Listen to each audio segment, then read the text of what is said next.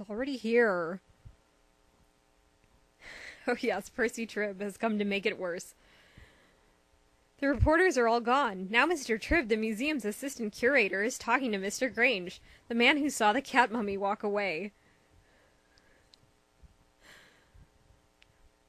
This has been a disaster for the museum, let me tell you. Cecil Grange's preposterous story has made the British Museum into the laughingstock of the world. When the curator returns, I expect him to fire Mr. Grange for his incompetence, and rightfully so. Perhaps he will give the job to someone more reliable. Someone like me, for example. I would give you the job, Percy. Poor Cecil Grange. Percy wants his job.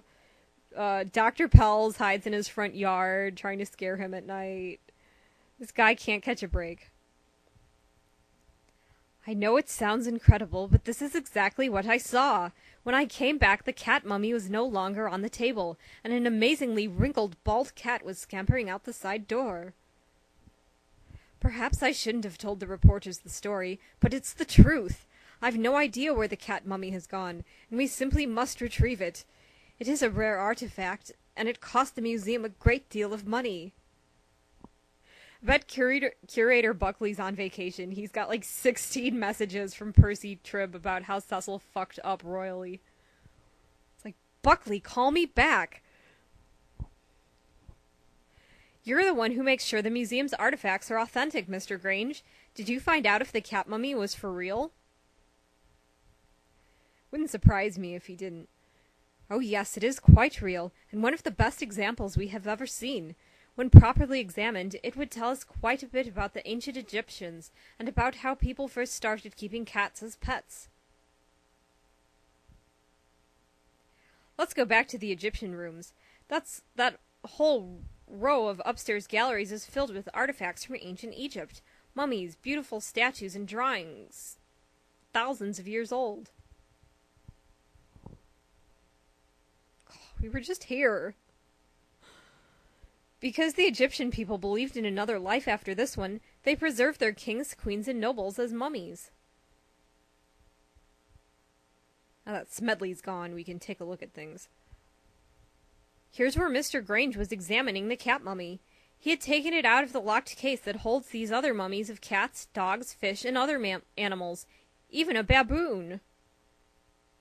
The exhibit says that just like with human mummies, the ancient Egyptians would remove the organs from inside the mummies before they wrapped them up. This would help preserve the mummies. The ancient Egyptians believed that if they kept the bodies intact, the spirits could live in the afterlife. To keep those spirits happy, they would bury beautiful possessions, too, for the spirits to enjoy. To keep the spirit company, sometimes they would bury a favorite dog or cat in the tomb. They also thought the animals could ask a particular Egyptian god or goddess to help the spirit in the afterlife. You crazy Egyptians. Lucky for us, they preserve things this way. Although many of the tombs have been emptied by robbers over the years, a few were still intact. Those tombs have taught scientists a lot about how the ancient Egyptians lived.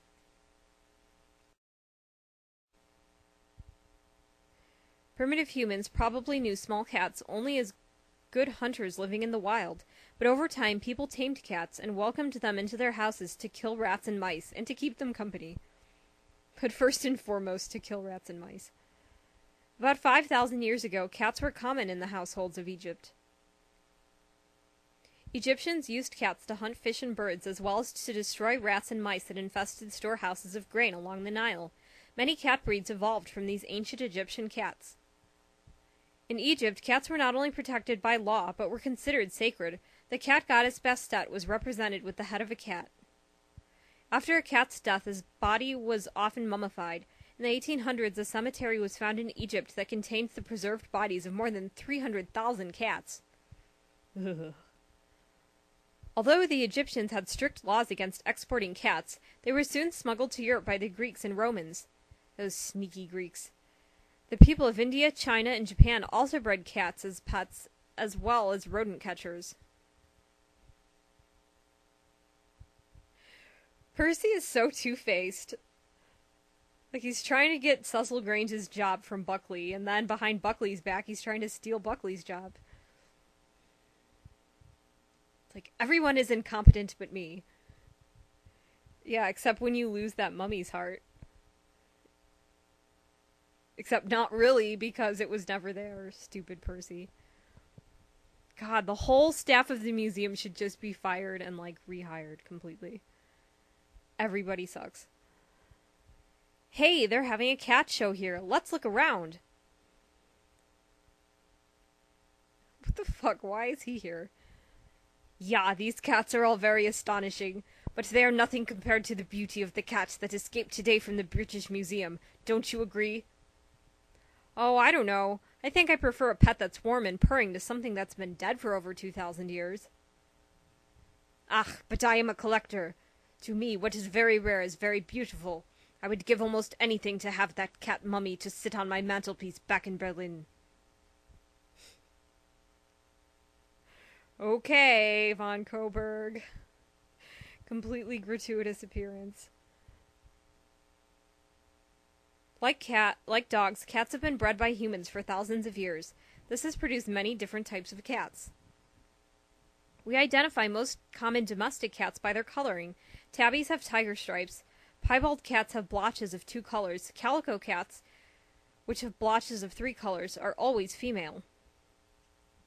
I learned something new, even though I've played this game 10 times. There are also other special breeds of cat, like the Manx, which has no tail, and the long-haired Persians, and the Siamese with its loud, raspy voice. Egyptian cats are very long and sleek-looking. Good grief, Carson, look at that!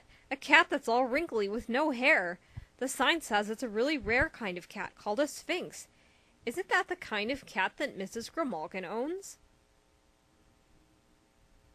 Lying bitch.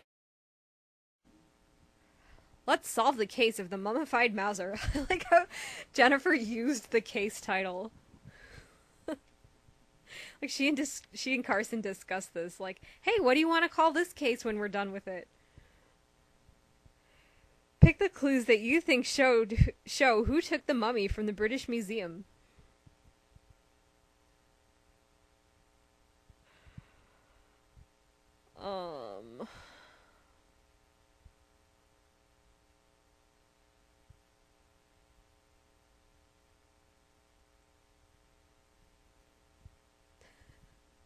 I love that Dr. Pelz was fired with no explanation. It's just one of those little details that makes this game awesome.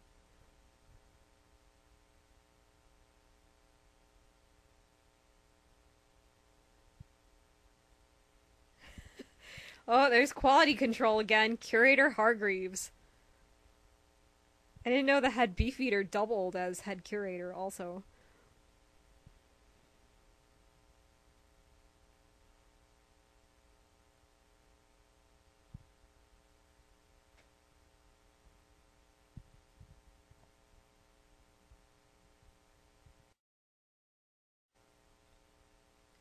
There are a lot of extraneous clues here.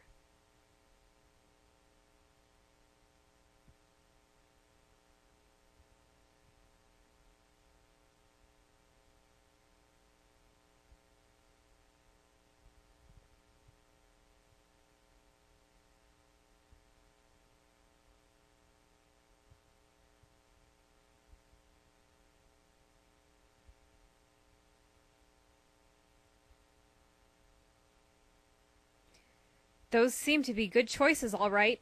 Now who do you think has the cat mummy? That takes a lot of guts to just snatch a cat mummy off the display and stuff it in your purse. You got it! Mrs. Grimalkin stole the mummy cat. We knew from the start that the cat mummy didn't come back to life, because those kinds of things only happen in movies.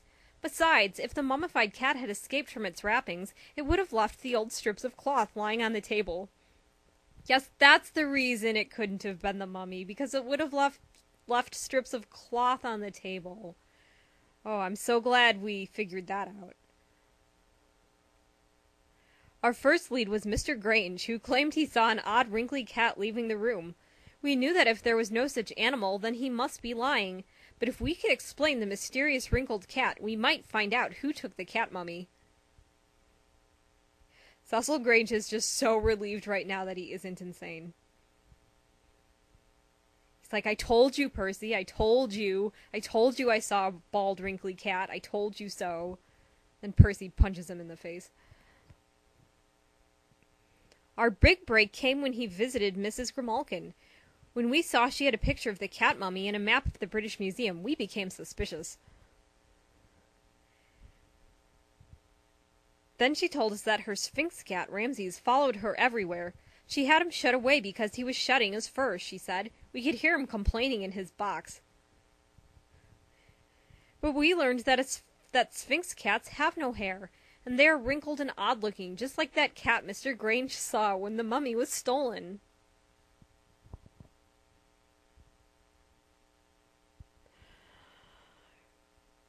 God, the British Museum sucks so bad.